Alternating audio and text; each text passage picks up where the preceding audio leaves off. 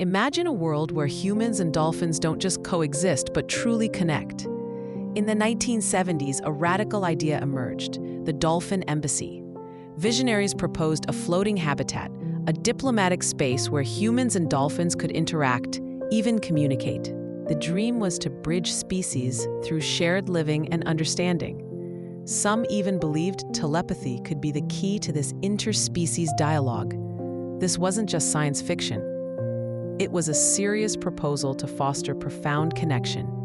Yet, despite its ambitious vision, the Dolphin Embassy never materialized. This incredible dream of direct, shared living between our species remained just that, a dream. It highlights a profound longing for deeper connection with the natural world. But what if the spirit of the Dolphin Embassy could still inspire us today? Designers are now looking to nature for groundbreaking innovations. We're seeing incredible projects like 3D printed coral reefs designed to restore vital ocean ecosystems.